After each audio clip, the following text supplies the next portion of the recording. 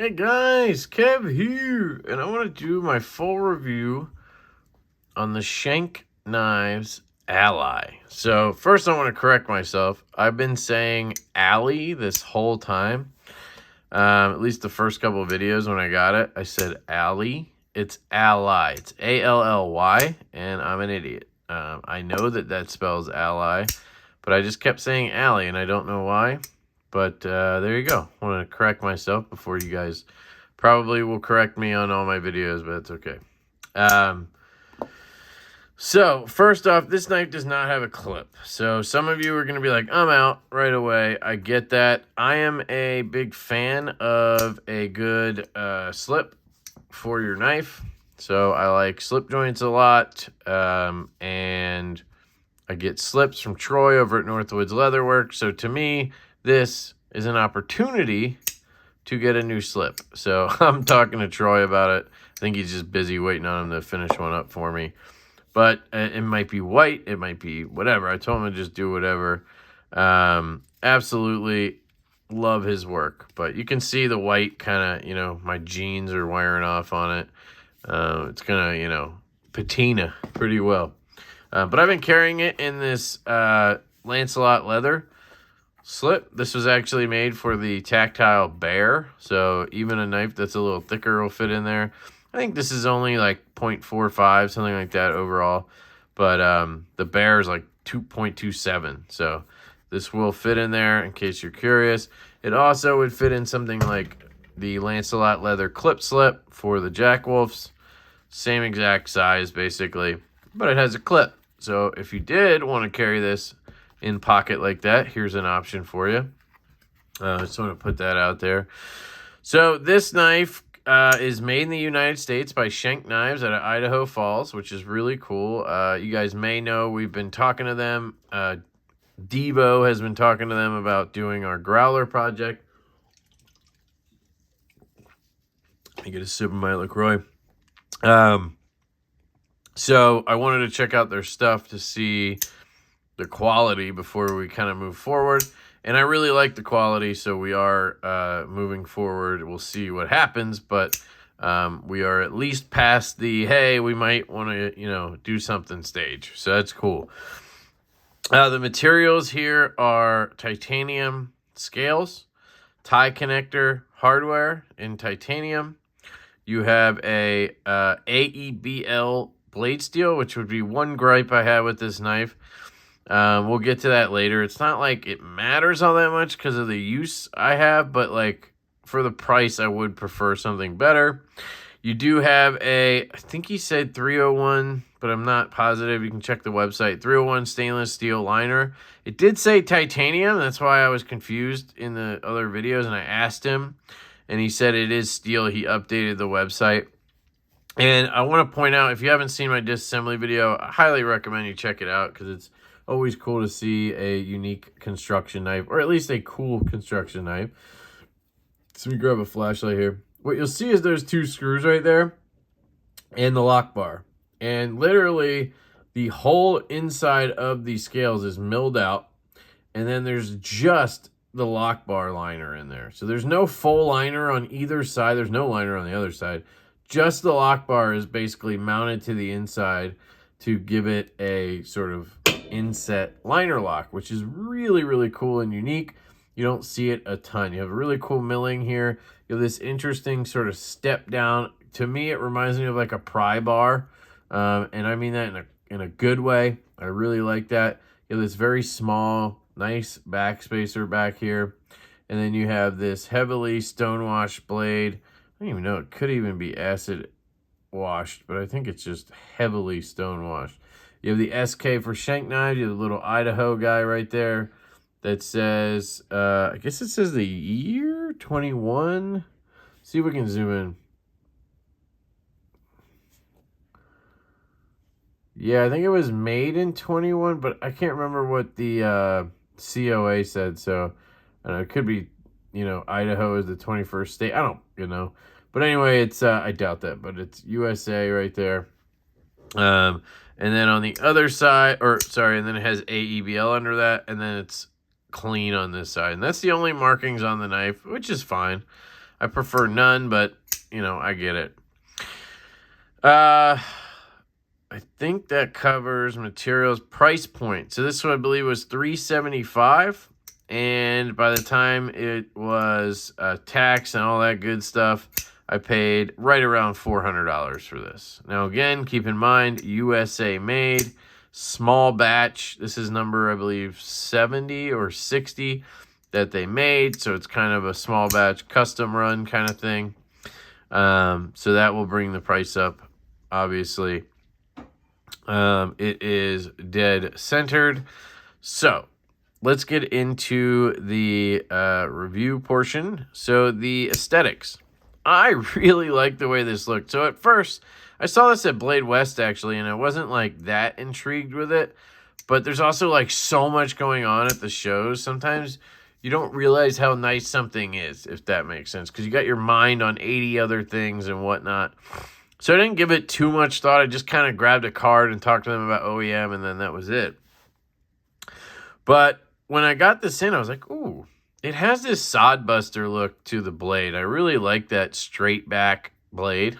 So it's a straight back, which means from the tip to right here and back, it's literally all straight, right?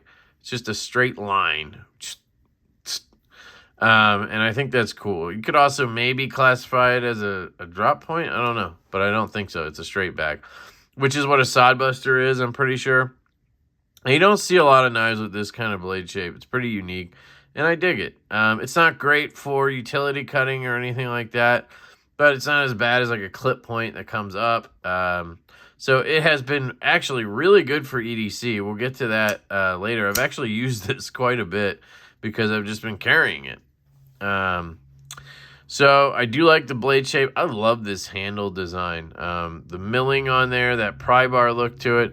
I saw one on their website that had like all blue accents and shit, and it looked fantastic. It was like $100 more, but man, it was gorgeous. They just didn't have them in stock. And if they had, I would have regretted buying this one. I would have been like, can I switch? But that did not happen. And this is cool. I could always get this anodized, I guess, and kind of make that happen myself. But I love the look of it overall. I actually think having no clip is clean here. And that's the thing with clips, right? They're good for use and carry, but like they're not great in hand. Clips suck in hand usually. And if at the very best, they're like, okay, you don't even notice them, right? But no clip is really good ergonomically. And then you lose thickness not having a clip, right? There's just a lot of good things. And then aesthetically, unless it's done really well, a clip can look like shit a lot of times. So I think this is a really good example of a gentlemanly type knife that doesn't need a clip, you know? Another knife like that would be like the Tactile Rockwall. You know, that might be a cool one to do a version without a clip on or something. Just send it with a slip. So yeah, aesthetically, I really like it. The drawbacks aesthetically that I have are the hardware. So the pivot for me, one thing that bothers me about companies using tie connector is it's so obvious that it's tie connector. When you use these type of pivots like Holt does it, there's a lot of companies that do it. And I get it. You need like a Swift lathe to make your own hardware. You could outsource maybe. I don't know if anybody does it. I don't know if tie connector makes some more basic stuff, but like it just screams tie connector. And I don't know why that bothers me. I just don't love these sort of star pattern pivots. It's not a big deal, but like I just wanted to point it out because it is something I look at and go, is there anything else aesthetically that's like a drawback for me? I don't think so. No. Okay. Ergonomics are fantastic. I mean, it's really comfortable in the hand. You can grip it back here. There's a little finger twirl right here, and it just wraps around for me. You can probably get away with an XL hand, but my large glove size hand is probably most of what you're going to get on here. Now, you do have sort of a area that you could choke up on, and I have used this area. It's nicely rounded. It is comfortable in the hand. You do have to be careful because you could slip up here, but I find it pretty comfortable for like basic stuff. If you're gonna, do something where you're gonna bear down at all, I would not do that. You kind of have a guard here with the flipper. That's your better move right there. If you get into a pinch grip, they do have like nicely rounded shoulders right here at the end of the handle, and that feels really comfortable in the hand when you're getting into kind of a pinch grip for this kind of cutting. I mostly did this, right, motion, if you know what this motion does, open boxes, and this, right, that's mostly what I did with it. But it felt fantastic in the hand. Speaking of cutting, man, this guy was a surprise. So when I got it out of the box, my first thought was, damn, that's thick, right? You got a relatively thick stock. You have a pretty beefy tip, and then you have a short grind, and it feels thick. And we can go ahead and measure it. I never did. I'm going to venture to guess it's in the 30s somewhere. Let's see.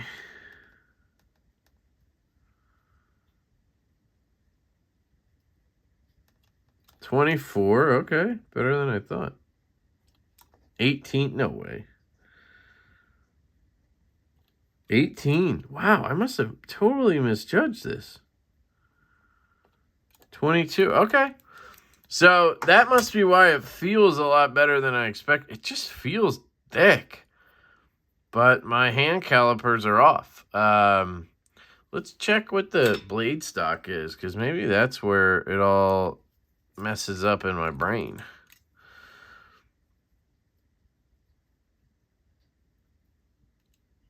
.13, so it's not super thick. I thought it was thicker than that. Okay, so you're looking at around 20 thousandths behind the edge. That's good. Yeah, so that was basically my concern with it. But in actual use, which is what I was getting at, it surprisingly cut well. And now we know why, because it's not as thick as I expected. I've opened a lot of packages with this, cut through a lot of tape, and it really does a good job. I mean, it doesn't have a low tip, but it gets under the tape corner of the box kind of thing. You know the tape, you know what I'm saying, where you slide it under and then swipe. It's really good at that. So I really enjoyed using this. I don't think I did much else but open a bunch of boxes with it. I may have cut a zip tie for my daughter with it. I do believe I did for a certain... damn, I forget what the toy was or whatever.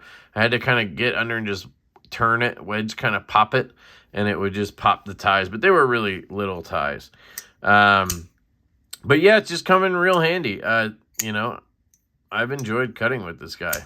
It is AEB-L, so that's one of the drawbacks to this knife. AEB-L was originally invented for razor blades, which means it's good. It was kind of invented for knives, right? It just does not hold an edge super long, and that's the point. Razor blades, right? They're disposable, essentially. So it was kind of a disposable steel, if I understand correctly. Now, it's not like dull, and I've used it a little bit, but it's mostly been tape. You know what I mean? It's been a lot of tape, but like, how much can tape dull your edge? I'm not cutting through a ton of cardboard or anything, you know?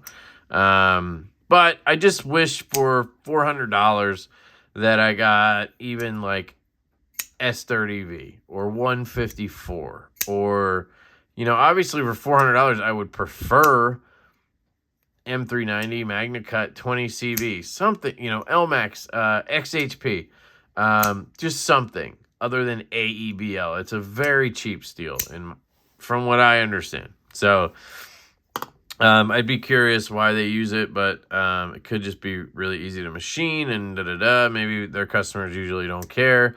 And to their point, or to that point, it's not that big of a deal for me. It's more of a mental, I paid this much, I should be getting more kind of thing for me.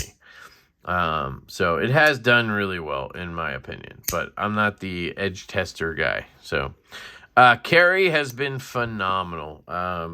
I know it's weird to not have a clip on a knife, but it's nice and slim in the slip. It's just been a back left pocket dropper. It just sits horizontal on the bottom of my pocket, or front left, and it just disappears. I honestly have absolutely loved carrying this, to the point where the other day, I think I was talking to Dylan over at Schenk Knives, and he said, if you have any clip ideas for it, let me know. And I really didn't, because I'm like, I enjoy it without the clip. I think this is a great model without the clip. So that's my opinion on the carry. It's very light. It's thin. It's got a lot going for it in the carry department. It really does. Sounds.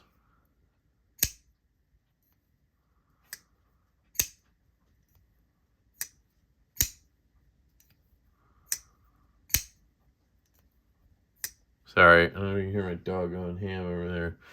She's got a little issue. We have the vet coming tomorrow, so I'm going to let it go. I'm just kidding. Yeah. Sorry, that sounded weird. It's not like a dire issue. She's only 5. Anyway, sorry. The sounds are good. I really enjoy the sounds, and a lot of that has to do with the fact that it's all milled out in there, and then that liner's just sunk in, and they did a good job. It's all tight. There's no rattle or anything, which is really important. So they did a great job with the sounds. I would give this a 7 out of 10. Mainly, I wouldn't go higher just because it's not like crazy loud or like tingy or anything, but it's such a solid sound when it comes out. I love it. Action / fidget factor. And this is where this knife kind of is really interesting to me, because normally I am not a flipper only guy. It's not something I do. I mean, the last knife I really loved with a flipper only, I think, was the Rask, and that didn't last too long. Actually, I had those for months, so I loved the Rask. It just, eventually I was like, fantastic knife, recommend it. But so my point is, for this to stand out is interesting to me, and I don't quite know why, but I think it's the way the action is meant to be used. So that's the other thing, is it's not even like just a flipper that's like really good and whatever. Like, there's a certain way you have to deploy this knife, and you kind of have to learn it. But it's a push button. You'll see here, there is no jimping. No jimping on that flipper tab. So if you go to drag like this, you can fail it. You have to really pop it when you do that, right? Like that. But you can roll over it and fail it, or just leak it out, that kind of thing, right? And that happened to me a little bit at first, but then you learn that it's a push button, right? You kind of pull and push at the same time, like this. And once you learn that, this thing is so much fun. It has a great detent. Like, that's why you can miss sometimes when you do this, because the detent's actually good. But it wants you to pull, it wants you to do a push button. And man, is it satisfying. It really is. Now, the downside to it is that if your hands are sweaty or something, you're more likely to miss it. But as long as you're doing the push button, you should be fine. I really enjoy it. And then you have a really good closing action. So there is no play at all. This thing is a rock. I did a disassembly if you want to check it out. No stick at all. I did have a little bit of stick here and there, but I just kept cleaning that lock face with oil, and it was, or with alcohol. It was just oil on the lock face, probably from me. And it has been gone now for a while, so I think we're good. But the access to this liner is fantastic. Look at that. You have so much access. They chamfered this area so well where you push the lock bar. So I just get in there, and it just drops, and then a shake or two down. And it's like, whew, man. It's really good. And it's got one of those lock bars that you just love. There's so many knives that I love, but just sometimes it gets annoying disengaging them because the liner is just stiff, right? And this has a good snappy detent, and yet it's like butter to get that liner out of the way. Like, an example would be a knife I absolutely love. this Praetheon from Arcane Design. It doesn't have the best lock bar access. Hard to see, but you can see it's kind of a similar construction there. But you have more lock bar here to get, right? More area to get in than you do here. So you have to kind of use the corner of your finger on this. And eventually, because there's a little bit of tension on there, it just eventually gets a little bit raw doing that, right? Where this, I could disengage this knife all day and not even question. Like, it's just so comfortable. And then the smoothness is incredible. I mean, it's, you can hear the detent ball slightly on it, but that's it. And I have this tight. I do have skiffs in here. I swapped it out for skiffs. Pretty sure, right? Did I switch back to the Delrins? It came with Delrins, which is good, but I'm pretty sure I put skiffs in. Like 90% sure there's skifferoons in there. I just can't check right now because of the lighting. And it's nice and tight, right? It's got really good tolerance. There's a bit of a detent ramp right there at the top there, you can see. Just really well made, and that's why it swings down like that so easily. Yeah, it's a pleasure. This knife is fantastic. I highly recommend this. If you're looking for something in this sort of category, USA made, small batch, you know, you're supporting a USA made manufacturer who's trying to do OEM work, which is awesome, or is. I think this is a model and a company that we should be supporting. So the more people that go check them out, the better it is, I think.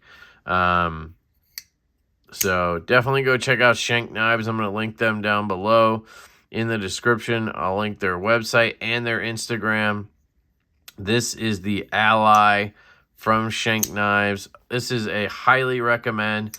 I would just love to see them do a more premium steel and keep the price point the same. I mean, I know that's going to be hard, and the price is what it is for a reason. But I think, you know, $400 or charge $400 with no tax or something. I don't know why there was tax, unless it was something else. But I don't know why there was tax. I'm in Pennsylvania. You're in Idaho. That was, you know, not necessarily something that made sense, but it doesn't matter. Anyway, if you could do 400 and just have, you know, S35, 20 CV. It doesn't have to be crazy exotic. Even S90 would be, it's not as expensive as people think. S90 would be a really good one for this knife because it's not like a hard use knife. And then it does come with a cool slip. I should have mentioned that. I don't know. Let me see if I have it here. I might have put it, I might have put it in the box. Oh no, here it is. So it does come with this slip right here, which is a really good slip. You can see it's kind of contoured, or sorry, angled to fit the knife a certain way. And it fits in like that. You obviously can't, it's like a fidget now. Look at that, it's like a little fidget. It's not doing anything, it's just hitting the, I mean, it's not coming out at all to do any damage. Well, no, we're good. But yeah, it even comes with a slip. I think this is made out of like buffalo hide. It's something cool they mentioned.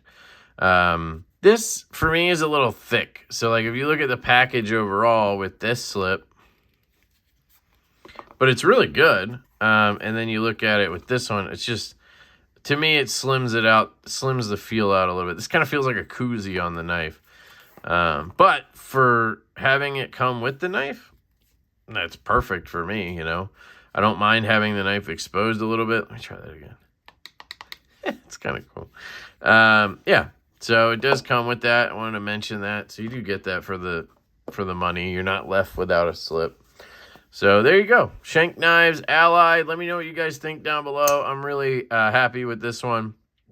And I'm glad to have Schenk Knives as an ally to Divo. Nah, get it? All right, I'll shut up. I love you guys. I hope you have an absolutely fantastic day. I love you all. Shout out to Dylan and Schenk Knives for originally sending me this before I bought it, and for starting the process with us. And you guys have a really dope knife. So I'll catch you guys later. Peace.